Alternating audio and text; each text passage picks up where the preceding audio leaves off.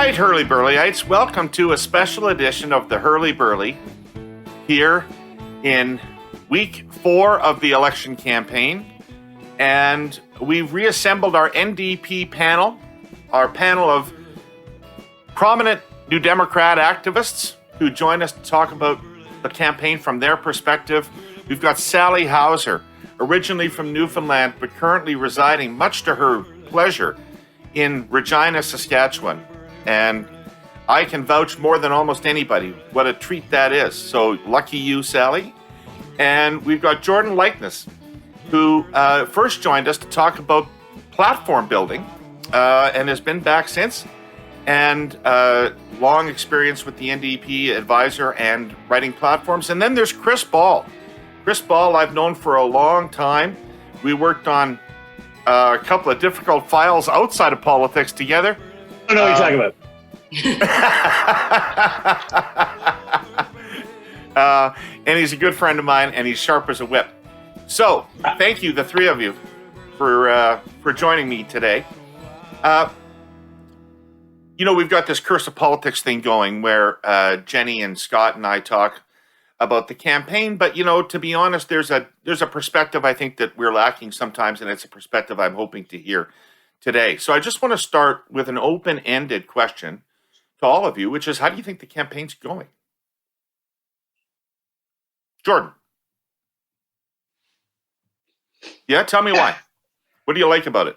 Yeah, well, I think Jagmeet and the NDP team have stayed really focused on their assets this campaign, which happens to be him and his personal popularity.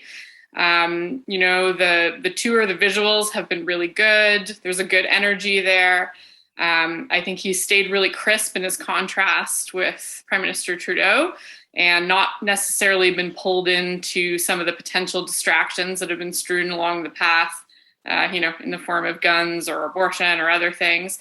And that ability to stay focused and that discipline, I think, is we're seeing that pay off. All right. Chris, what do you think?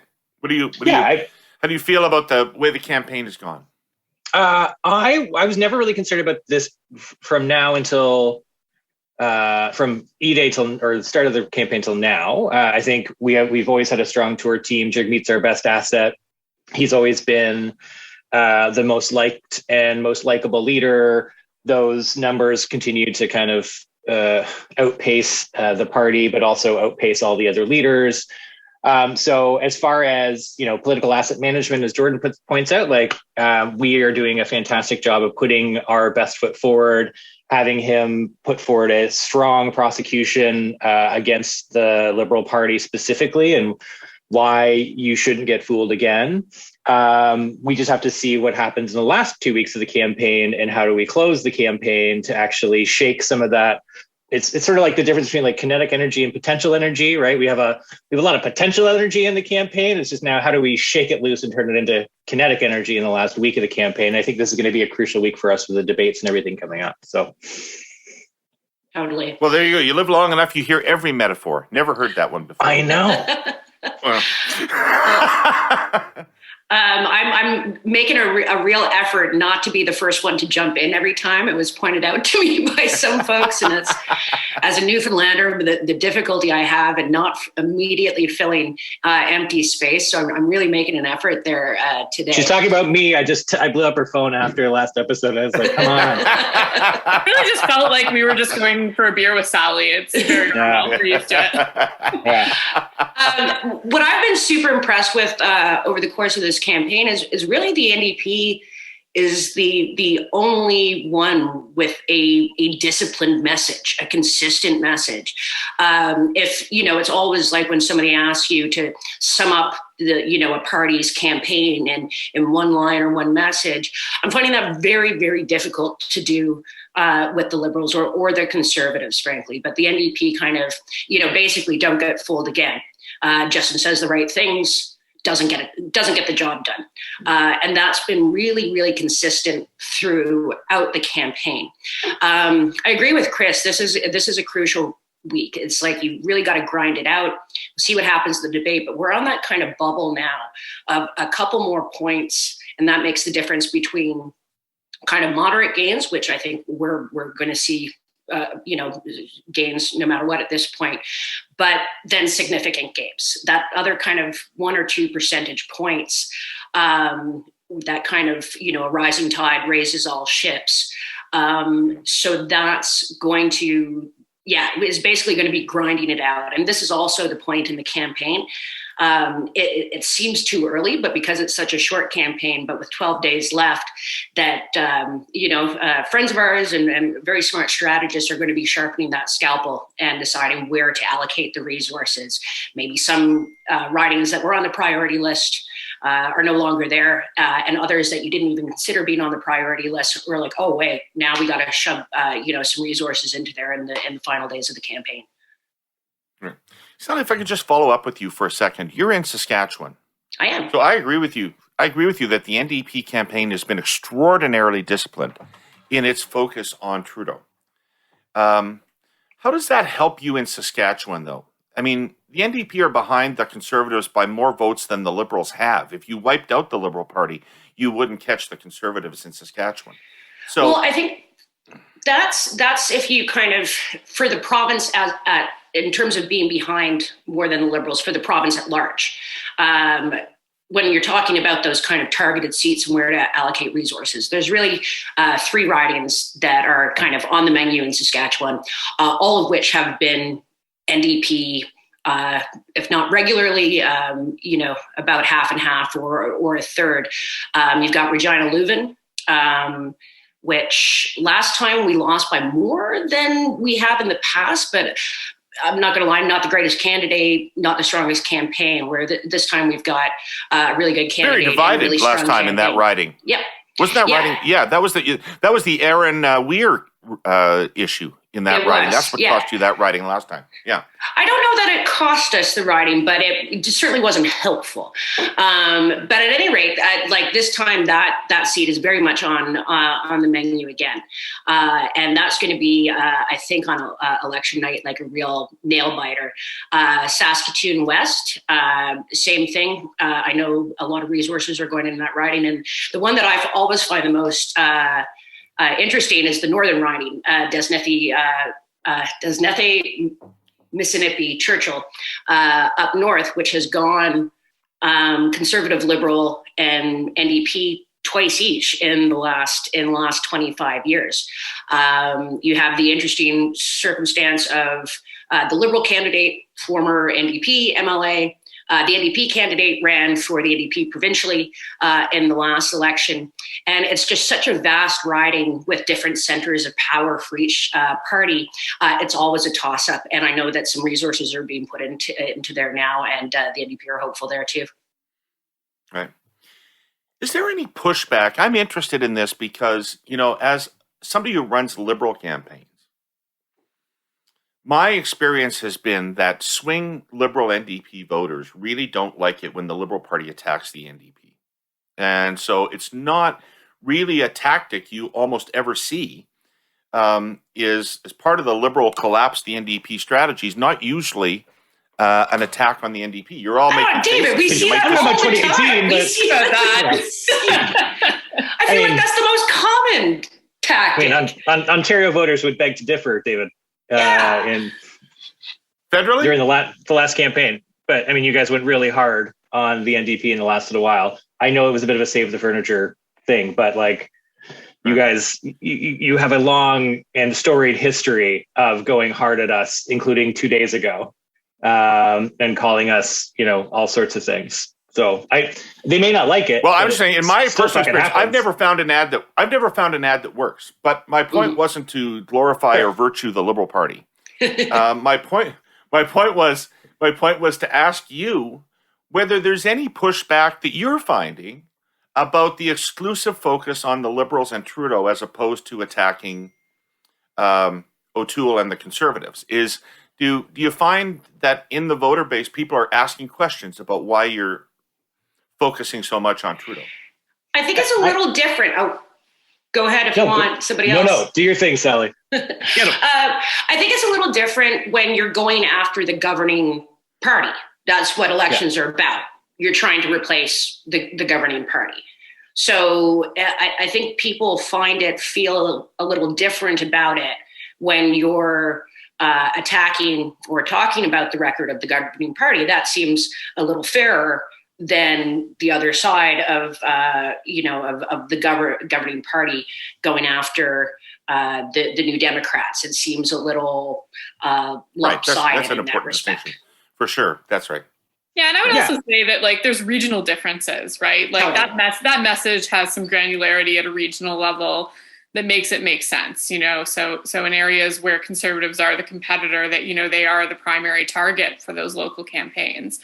But, you know, the reality is at the national level, and I think, you know, Chris alluded to this, that, you know, the Prime Minister was after us just yesterday on climate change, you know. So those attacks do come from the Liberals to the NDP as well, when our numbers tend to float a little bit higher. So I think that, you know, pointing out that contrast and really hammering it home throughout the campaign is a tactic that actually New Democrats have really been rewarded for electorally. But we also, we've also been pretty disciplined around not. So yes, the lead attack is against Trudeau because he is the Prime Minister who called this election in a desperate power grab, and thus his record should be put out there for all to see. Despite, oh my God, you're being so mean to us. Oh my God. But we have also been. I don't know if it would be desperate. I might quarrel with desperate, but desperate. Sure. Let's do it. But we've also been pretty disciplined about also hitting the other side, right? So it's not just, we haven't just been like, oh, Aaron who? We've actually said, like, actually, at the end of the day, they're both as bad as one another in a lot of ways. And at the end of the day, if you want the real change that you're looking for, we're your guy, right? So screw off, Chris. Screw off. I've seen 40 NDP ads on television. The ads are all over television. Sally and I watched the Ryder game on the weekend, and I was there. Oh well, then you didn't see. in There might have been 12 or 14 ads in that game by the NDP. And but you also know I didn't hear O'Toole's name. O'Toole's name. Trudeau. But it's also in this. But you also have to be tracking the scrums, because I'm a big friggin' nerd, and so I watch this all the time. So whenever he gets asked the question, he hits on both sides. So yes, of course, the spend is going towards hitting the Liberals, because that's where most of our potential growth is, because something like 76% of Liberal voters could consider voting for us. So yeah, like, we'd be stupid not to, right? Like, just from a bald-faced political whatever, of course, but that's where the smart money is, right? But it's not that we're just giving Aaron O'Toole a free pass. That's not what we're doing. And also, I haven't picked up any of that on any doorstep or anybody I haven't talked to that, oh, why are you hitting O'Toole? Because I think there's now a bit more of a tacit understanding that, yeah, we hate these guys as much. We hate these guys too, of course, but we want to be the vehicle for change. Yeah. And I also one part of it, if I could just be, sorry, go ahead, Jordan. Yeah, I was just going to say, like, I also think the focus on Trudeau is a mark of the discipline of the campaign as well. That is something that is not always easy to do, as you've alluded to. You know, there are times when people do raise concerns about that, but I think the relentlessness and the focus and frankly the buy behind it is significant. I'm sorry, Jordan. It's the Liberal campaign that is relentless. I don't know if you saw their opening commercial. Yes, and they want serious leaders, not silly leaders. You can steal better. You can steal better as possible, but you can't steal relentless. Are you still saying that? You gotta be careful what you wish for there. One thing I did notice, sorry, David, just back to your original point of, like, Liberals don't like it when, or people don't like it when the Liberals hit on the NDP, which, you know, I think is up for debate, because I think it has been used a lot in the past. But whether it was an actual ad spend, but the kind of supporters or that message was very much out there way earlier in the campaign than I've normally seen, of like that a vote for the NDP is a vote for Conservatives. And if, you know, normally that's like an end game message. Normally not a week two play. Yeah. Normally we'd see that. Yeah. Normally we'd see that kind of basically in the last 10 days of the campaign. And I was blown away at how quickly that was out there this time. And it was because the Liberals started sinking pretty quickly off the get-go of this campaign. But then after kind of a while of that, a good few days of like, oh, you can't vote for the NDP, they dropped even further. So it didn't look like a winning strategy to me, and maybe something in that of people don't like, you know, the big guy, I guess the government going after the challenger in that same way. Right. All right, let's continue our little talk about perception versus reality. This is number 2 in a series. Perception.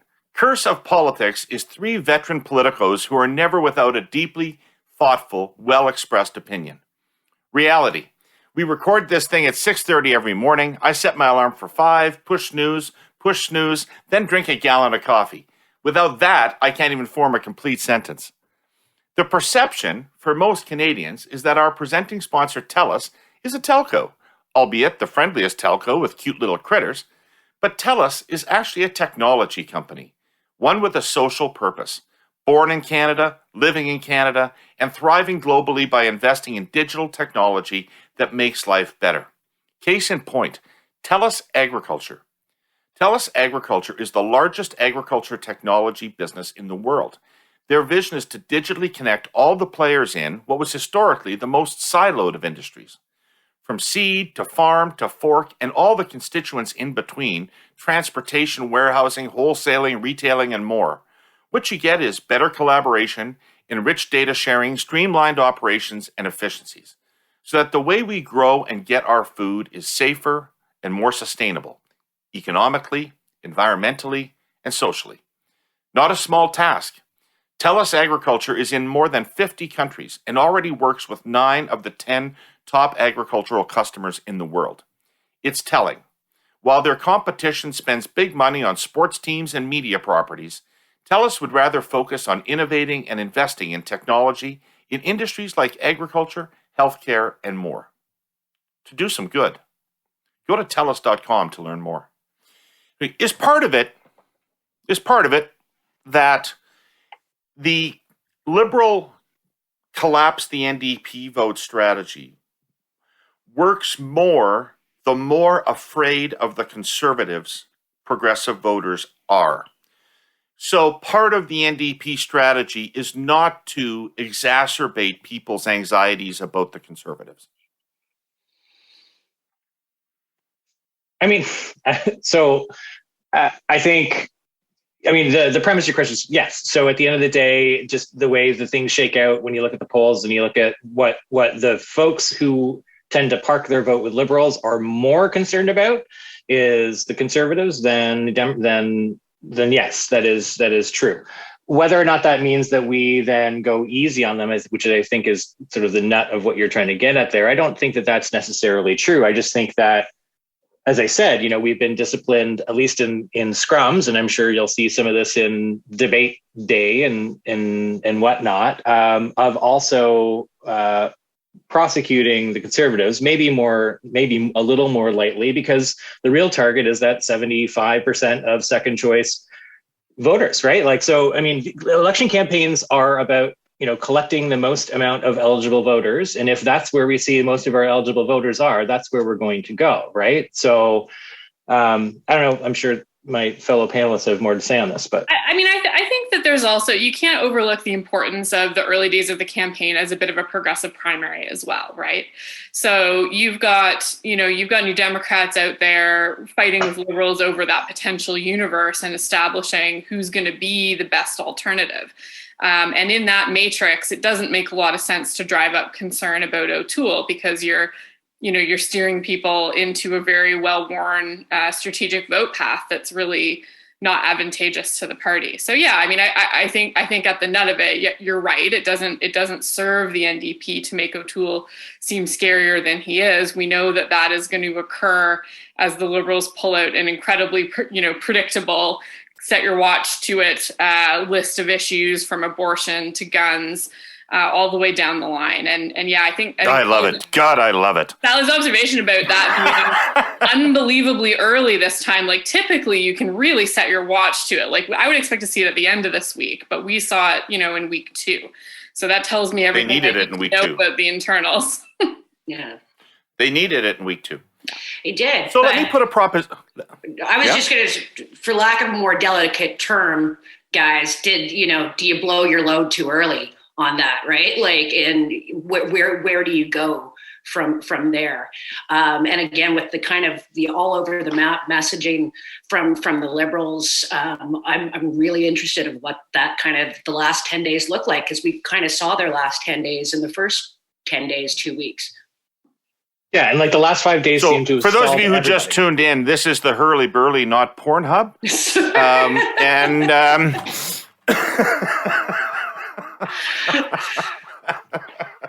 We should just call it the Burly Hurley.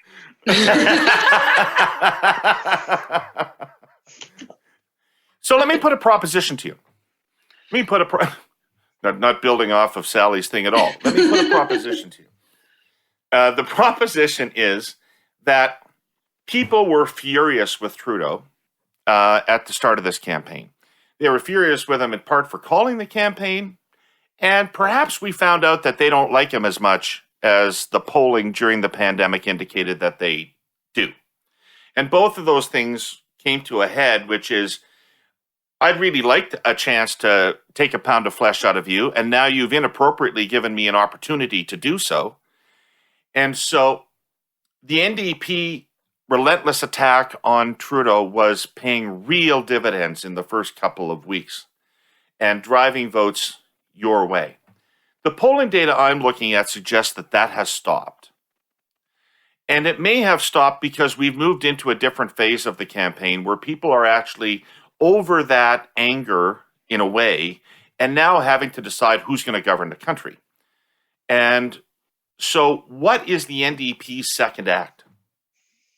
Yeah, I think we need to connect the dots a bit more specifically for people, right? So we've made the case about why Trudeau bad, and now I think we need to make a better case of what the stakes are for 4 more years of it and what that means for you and your family. And if even if you don't define it in the context of pocketbook, like it's going to cost you or whatever, it at least costs you in time on getting things done on the things that matter to you, right? So, another vote for Trudeau is another 4 years where you don't get this and you don't get that. So again, it's a very focused message at that progressive voter who maybe the anger isn't there, but the disappointment is still there, and they're still willing to send them a message and teach them a bit of a lesson, right? I think that it could be an effective second act that actually plays off of the first act, right? So it's just like any sort of legal prosecution where here's the case and now let me drive it home for you.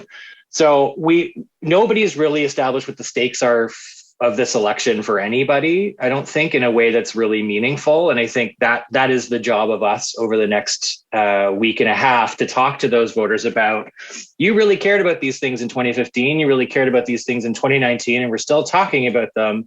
So now let's actually get some shit done by the guy who you all fucking love, right? So that's the exact slogan they're going to use, by the way. Sorry, spoiler alert.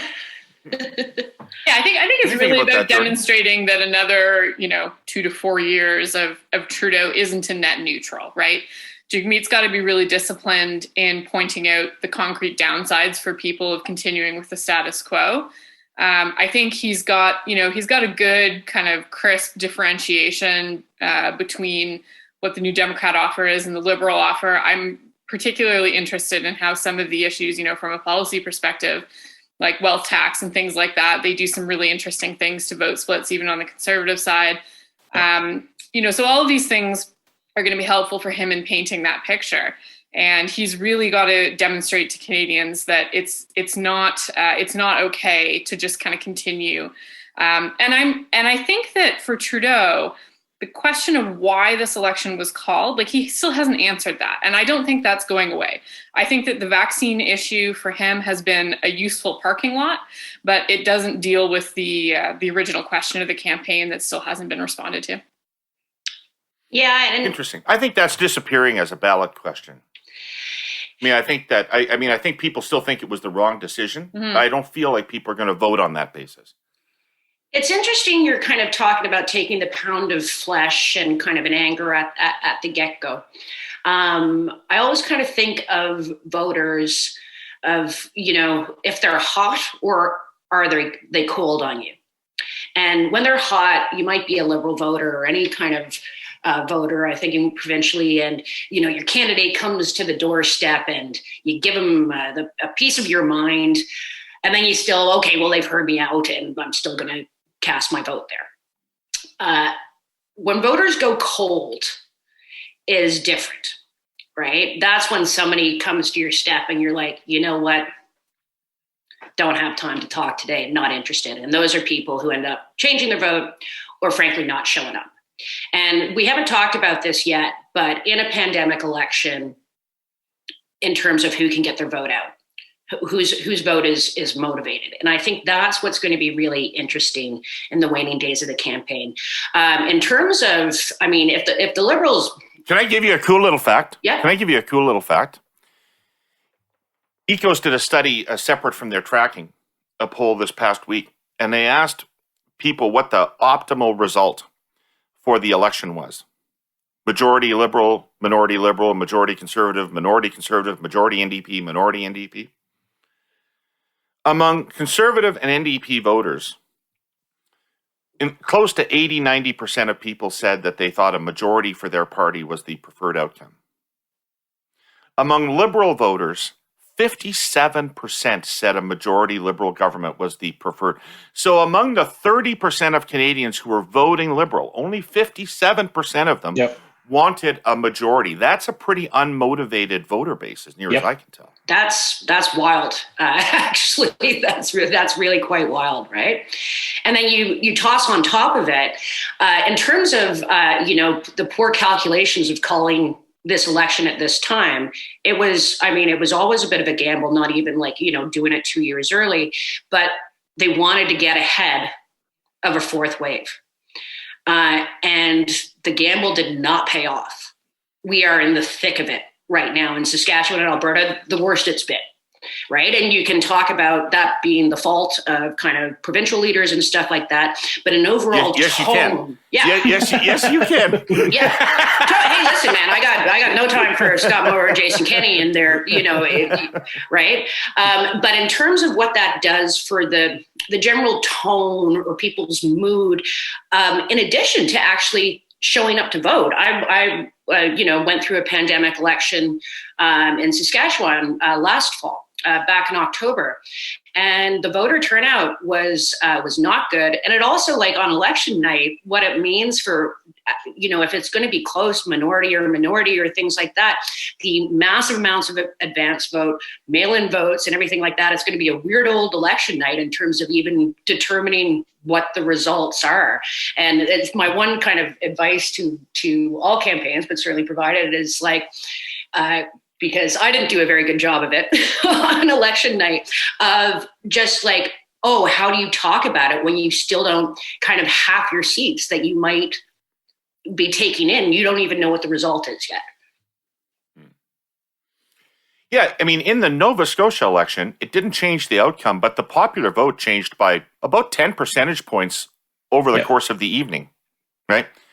So you got to be careful about the early results these days, for sure. Jordan, in Saskatchewan, we had 3 or 4 seats, a week after that we did not have on election night.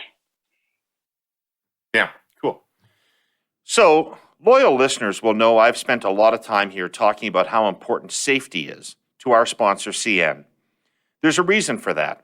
Safety at CN is the core value. That might sound like boilerplate, but when you run trains across Canada and the United States 24/7, carrying a significant chunk of the economy on your tracks, stuff gets real. CN's goal, simply put, is to reduce injuries and fatalities to 0. You can't get any more ambitious than that. Every meeting, at every level of the company, begins with a reflection on safety. Everyone is expected to follow the rules. There are a great many rules, and to remind fellow employees who don't, even if the fellow employee is the boss, or the boss's boss, all the way up the ladder. That happens, believe me. And of course, CN employees undergo relentless training. There are safety summits. CN spends vast amounts of money on safety technology, some of which I've described here in the past. Each sector of the railway, and there are several given rail's intersection with trucking and marine shipping, has a set of life-critical rules. Those rules are attempts to learn from serious incidents in the past and ensure they're never repeated. They are paramount. CN even has experts who study the science of fatigue and apply it to scheduling and work practices. Because, tired people can get careless. CN's vision is to become the safest railway in North America. That means protecting its employees, its cargoes, and the communities along its network. And just let me take this opportunity to say it once again. If you see a train approaching, stop and let it pass and stay away from the tracks. I guess you'd call that a life-critical rule. Jordan, I've been dying to get you back in front of this screen with me because you originally came on here to talk about platform development with me. And anybody who's involved in politics knows that the NDP are the only party that takes policy seriously as a party. Wait, and in the sense that the party is involved in the policy development process, people at the grassroots think they're making a difference and expect to see what they say represented in party platforms. And the NDP, since they're about changing the world, always have a policy thing.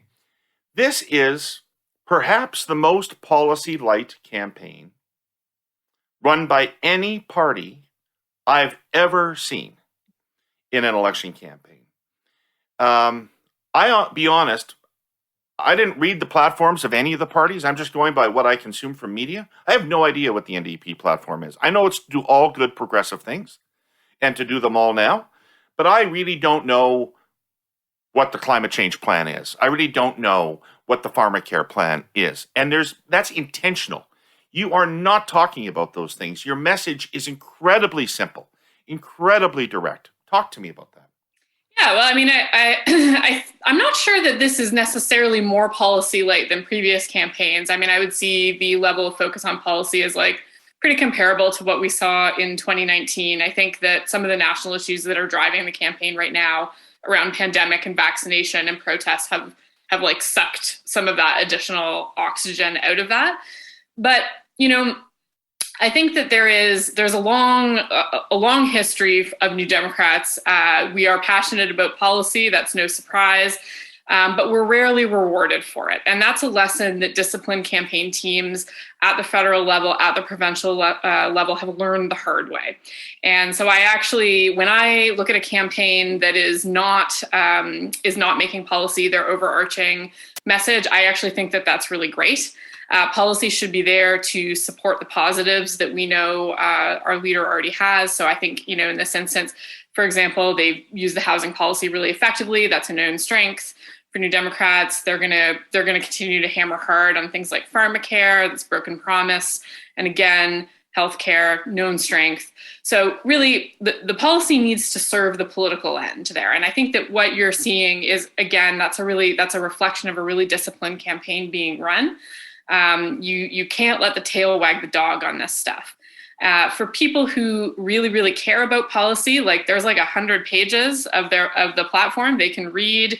It is, you know, it's there in a great deal of depth for folks for whom that's a key motivating factor. But we know that that's a very, very small percentage of voters. And I think that particularly as time goes on, you know, people are getting their information in smaller and smaller bites. And it's not realistic to expect the average voter to be deep diving into this stuff.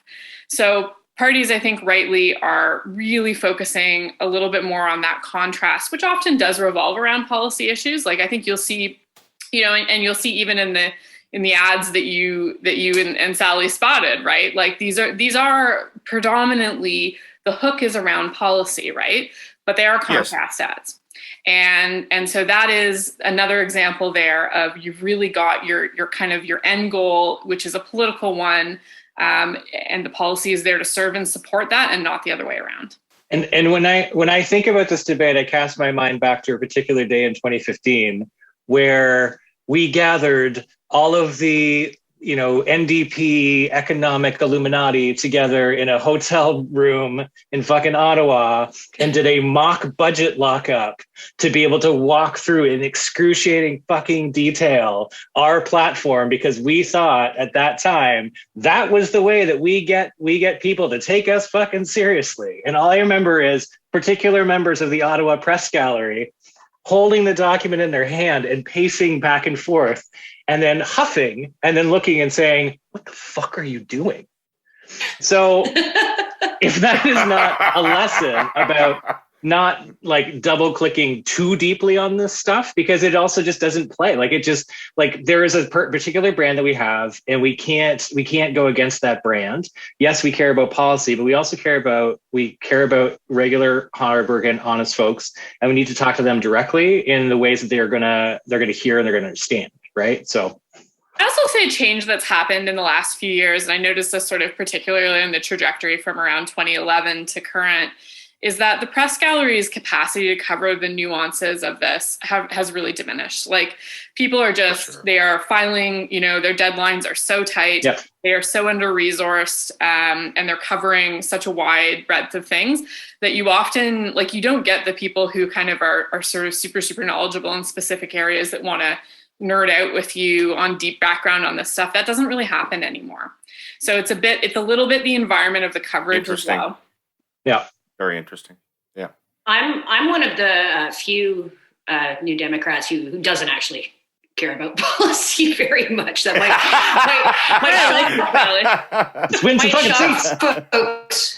might shock folks as a comms person. I know my team is better, and I like a good fight. That's really where I'm at.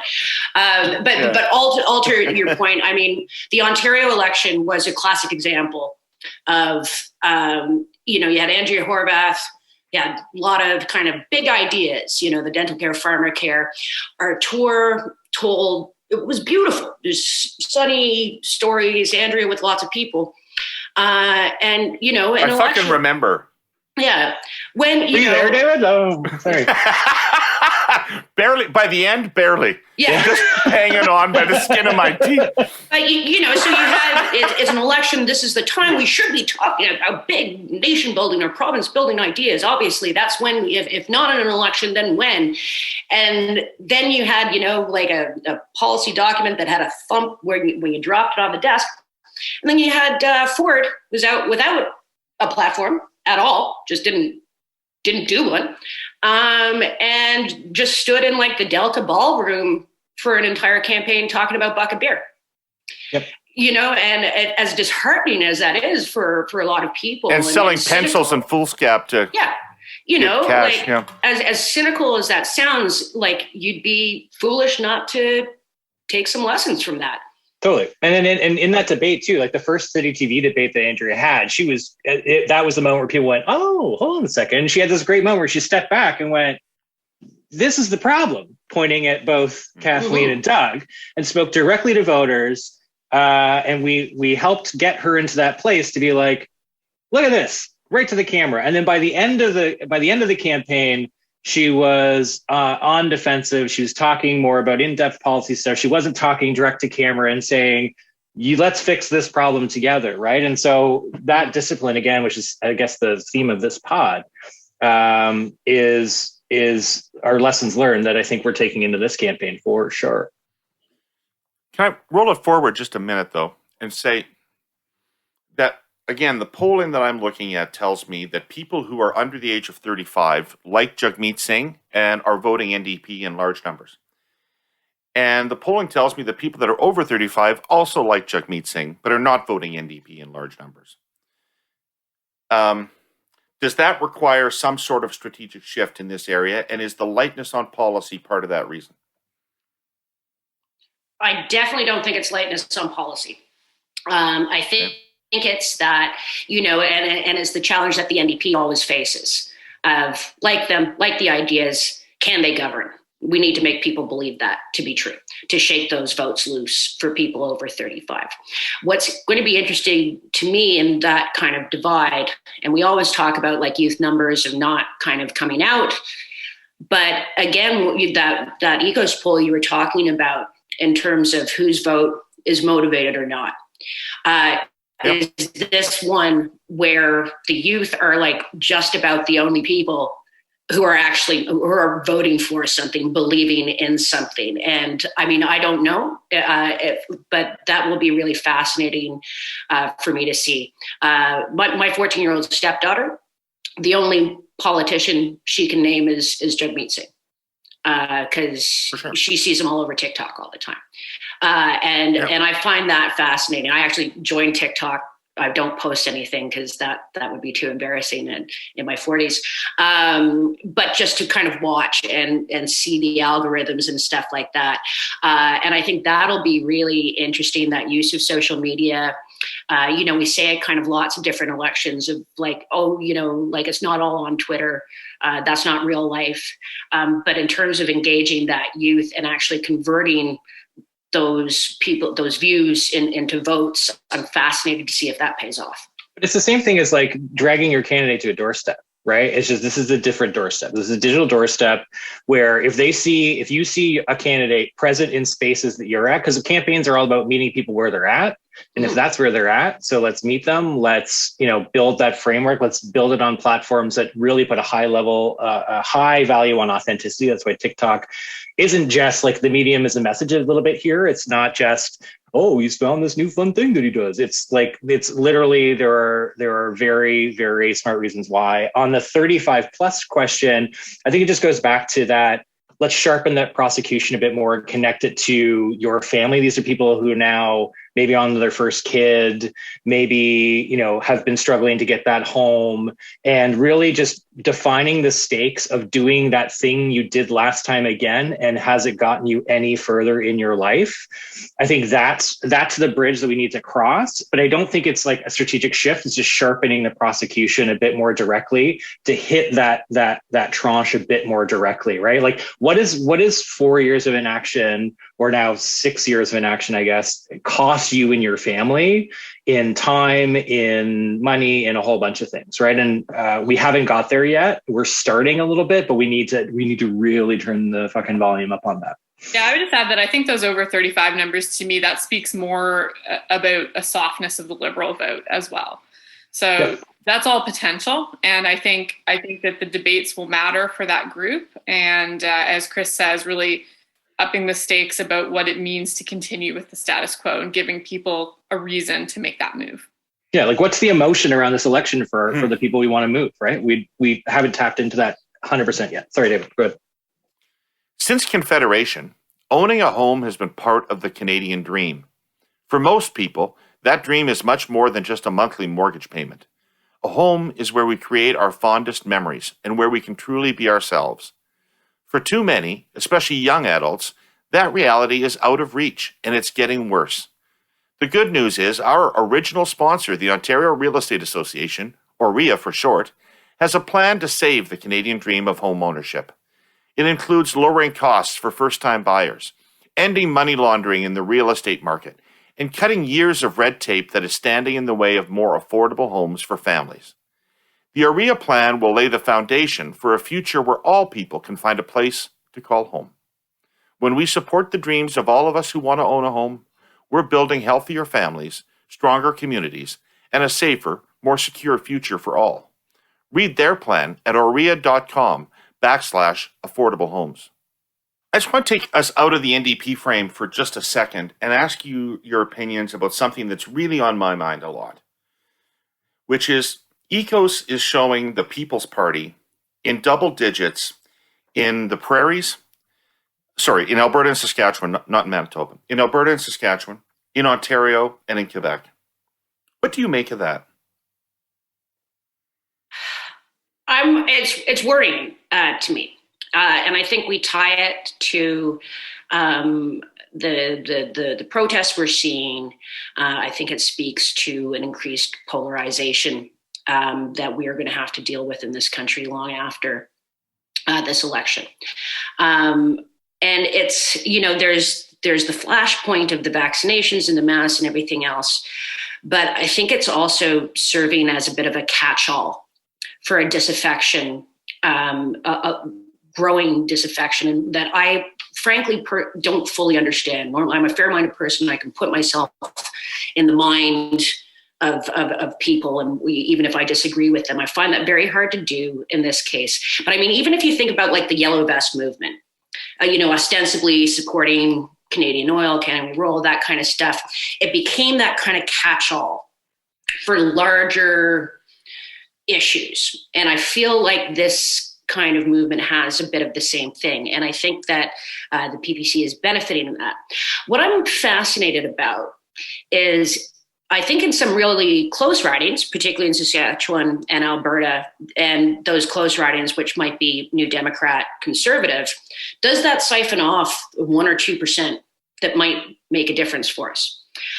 In other parts of the country, I wonder if it's not a benefit to the Conservatives, where it's like, oh, the real right wing out there folks are not in this Conservative Party, they're in the People's Party of Canada.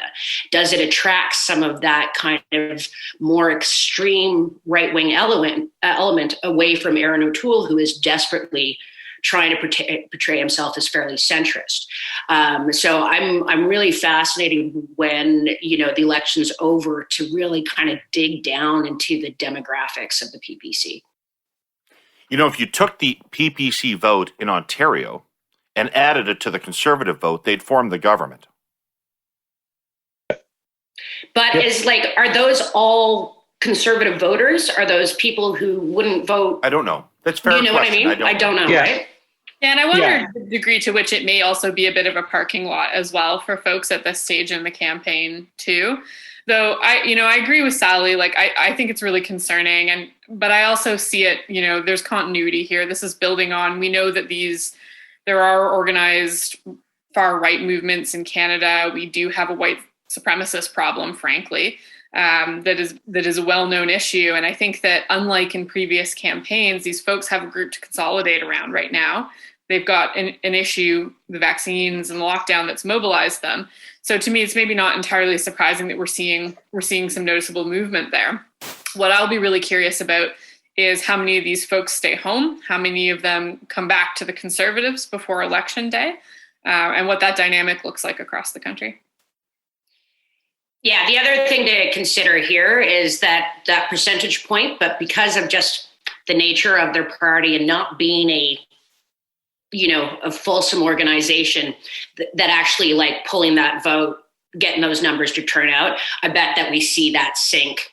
I would hope, but I don't think we see how they're polling now translate into the biggest votes. Rallies.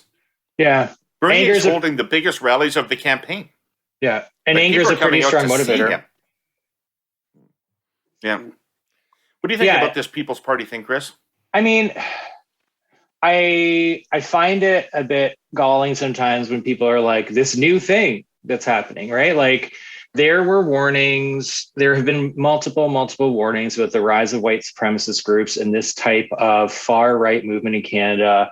These groups have tripled since 2015, right? So this has been like disaffected white people who are angry and have been young, but have been taking that anger out on all sorts of communities. Is not new, right? And where I get a little annoyed is when all of a sudden this becomes this new thing on the campaign trail because it affects Justin Trudeau, right? Let's look at 2019 campaign. Let's look at the leader of our party walking through Ottawa, the nation's capital, and a man came up to him and told him to cut his turban off, right? So that's more just me saying, let's not minimize the fact that this is not a new phenomenon, right? The challenge is... obviously David Johnston and the debate commission did not think they were going to hit double digits, though. No, of course not. Or he'd be in the debate tonight. No, exactly. Right? And Andrew Scheer, Aaron O'Toole is counting his lucky stars. You guys are disciplined. Yeah, I know. I think there's how do we get to the nut of what that anger is, and how do we stop it? I mean, there are elements that are like actual white supremacist groups that need to be dealt with through law enforcement and other means. There's probably a tranche of people who are just pissed off and don't see themselves represented by any political party. So how do we get to that tranche of people and talk to them in a way that they feel represented and they feel heard? But that's a huge challenge, right? That's a massive challenge. But let's not pretend that it's a new challenge. Okay. Well, before we run out of time, let's come back to our focus. Thank you for your thoughts on that, because I'm really trying to figure that out. I mean, I think the vote count is disturbing at the moment. So, given where we are with 10 days to go and the debates between us and E-Day, what does success look like at this point for the NDP in this campaign? What makes election night a happy party? I'll go first because I think I went first last time. So I will say once again, victory is Jagmeet Singh as Prime Minister of Canada. That is one victory. Okay. I think an internal makes us happy victory is 45 seats. It's a magic number that's more than Tom Mulcair, to show that's a bit of a psychological barrier. Anywhere between Prime Minister and 45 seats, I think, is a good thing. Even on the low end, 35 seats, anything that's showing consistent growth, I think, is a good day for us on election day. But, I think you start to see a lot of smiles at 45, and you start to see anything beyond that, that's just, party time in NDP land, for me at least. Right. Yeah, I think for like a tactical perspective, what I'm really interested in seeing is what does that end game look like for the campaign? Did we learn the lessons of 2019? So, for example, we know that the campaign's running on twice the budget this year than was done in 2019, and that there's a substantial reserve there for that end game message. So, are we able to sort of hold off erosion of our potential vote against any Liberal attacks that may come in the last week? Like, I think that's really key, and that's going to be very interesting to watch. So, Jordan, if I was the Liberal campaign manager, I would not let Jagmeet Singh get away with being unclear about whether he would support O'Toole if O'Toole won the most seats. I would beat him over the head with that until he capitulated or every NDP voter fled to the Liberal Party. One of the two. Yeah, well, I think it's a really interesting question that's definitely going to come up in the debates tonight. So I'm going to look forward to seeing how Jagmeet handles that one. I think he's also been very clear, though, that he's got nothing in common with Mr. O'Toole, and that's obviously not a direction that people feel that he would go were he the decider in these things. To that point, I'd love to see more in kind of the end game message of like, if we're talking about similarities and who supports who, the Liberals and Conservatives have voted to kill a lot of good progressive policies that the NDP has put forward. Liberal Tory, same old story. These guys have more in common than, Justin Trudeau wants you to believe. And a little more than that, I'd have to agree with Chris, kind of the upwards of 45 is a great day. I personally would love to see a couple Conservative seats flip to NDP in the prairies, just for my own self-interest as much as anything else. Godspeed to you. Other than Regina Wascana, all I can pull for in Saskatchewan is NDP victories. So go hard. Listen, team, thank you for doing this. The hour has flown by, and I really, really appreciate it. You're such thoughtful people, and you've brought a lot to this discussion, and I think that people will understand more about the NDP campaign and have some insight into how the debate's going to go over the next couple of nights. So great to see you all. And Jordan, it's great becoming your friend over the screen, and Sally and Chris, it's great to reconnect with you both. Okay. Thanks so much, David. Thank you. Thanks for having us. Godspeed. Bye.